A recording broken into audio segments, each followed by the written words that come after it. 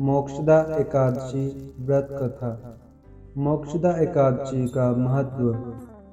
धर्मराज युधिष्ठिर कहने लगे कि हे भगवान, मैंने मार्गशीर्ष कृष्ण एकादशी अर्थात उत्पन्ना एकादशी का सविस्तार वर्णन सुना। अब आप कृपा करके मुझे मार्गशीर्ष माह के शुक्ल पक्ष की एकादशी के विशेष में बतलाइए। इस एकादशी का क्या नाम है तथा इसके व्रत का क्या विधान है, इसकी मुझे विधि सविस्तार बतलाइए। इसका व्रत करने से किस फल की प्राप्ति होती है, कृपया यह मुझे सब कुछ विधान पूर्वक बतलाइए। भगवान श्री कृष्ण बोले, मार्गशीर्ष माह में शुक्ल पक्ष में आने वाली इस एकादशी को मोक्षदा एकादशी कहा जाता है।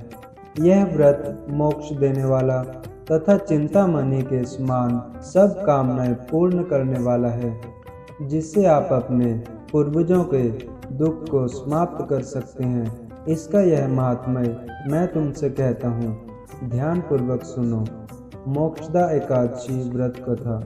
गोकुल नाम के नगर में वेखानस नामक राजा राज्य करता था। उसके राज्य में चारों वेदों के ज्ञाता ब्राह्मण रहते थे। वह राजा अपनी प्रजा का पुत्रवत पालन करता। एक बार रात्रि में राजा ने एक स्वप्न देखा कि उसके पिता नरक में हैं। उसे बड़ा आश्चर्य हुआ। प्रातः वह विद्वान ब्राह्मणों के पास गया और अपना स्वप्न सुनाया। कहा, मैंने अपने पिता को नरक में कष्ट झेलते हुए देखा। उन्होंने मुझसे कहा कि हे पुत्र, मैं नरक में पड़ा हूँ, यहाँ से तुम मुझे मुक्त करवा सकते हो। जब से मैंने ये वचन सुने हैं तब से मैं बहुत बेचैन हूँ। चित्त में बड़ी अशांति हो रही है। मुझे इस राज्य, धन, पुत्र, स्त्री, हाथी, घोड़े आदि में कुछ भी सुख प्रतीत नहीं होता। क्या करूं? राजा ने कहा, हे ब्राह्मण देवताओं, इस दुख के कारण मेरा सारा शरीर जल रहा है। अब आप कृपा करके कोई तप, दान, व्रत आदि ऐसा उपाय बताइए जिससे मेरे पिताजी को मुक्ति मिल जाए। उस पुत्र का जीवन व्यर्थ है जो अपने माता पिता का उद्धार न कर सके। एक उत्तम पुत्र जो अपने माता पिता तथा पूर्वजों का उद्धार करता है, हजार मूर्ख पुत्रों से अच्छा होता है। जैसे एक चंद्रमा सारे जगत में प्रकाश कर देता है, परंतु हजारों तारे नहीं कर सकते।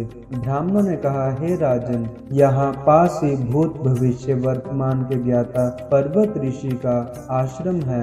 आपकी समस्या का हल वह जरूर करेंगे। ऐसा सुनकर राजा मुनि के आश्रम पर गए। उस आश्रम में अनेक शांत चित्त योगी और मुनि तपस्या कर रहे थे। उसी जगह पर्वत मुनि बैठे थे। राजा ने मुनि को साष्टांग दंडवत किया।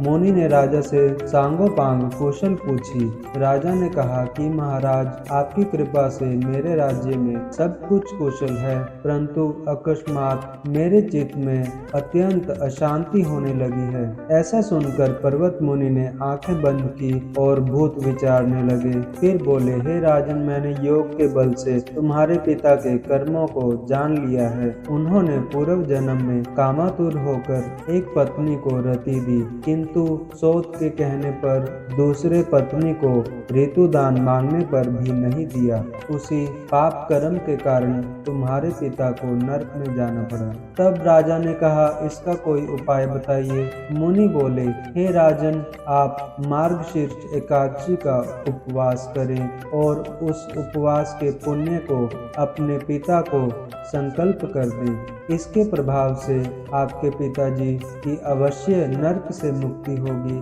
मुनि के यह वचन सुनकर राजा महल में आए और मुनि के कहे अनुसार कुटुंब सहित मोक्षदा एकादशी का व्रत किया। इसके उपवास का पुण्य उसने अपने पिताजी को अर्पण कर दिया। इसके प्रभाव से उसके पिताजी को मुक्ति मिल गई और वह स्वर्ग में जाते हुए वे पुत्र से कहने लगे, हे पुत्र, तेरा कल्याण हो। यह कहकर स्वर्ग चले गए। मार्गशीर्ष मास की शुक्ल पक्ष की मोक्षदा एकादशी का जो व्रत करते हैं उनके समस्त पाप नष्ट हो जाते हैं। इस व्रत से बढ़कर मोक्ष देने वाला और कोई व्रत नहीं है। इस दिन गीता जयंती मनाई जाती है। साथ ही यह धनुर्मास की एकादशी कहलाती है। अतः इस एकादशी का महत्व कई गुना और भी बढ़ जाता है। इस दिन गीता जी के पाठ का अनुष्ठान प्रारंभ करें और प्रतिदिन कुछ पन्ने अवश्य पढ़ने चाहिए। आज हमने आपको मोक्षदा एकादशी व्रत कथा और उसके महत्व के बारे में बतलाया। हम उम्मीद करते हैं कि आपको यह वीडियो पसंद आई होगी और नई वीडियो देखने के लिए हमारे चैनल भक्ति भजन संग्रह को सब्सक्राइब करें और वीडियो को लाइक और शेयर जरूर करें।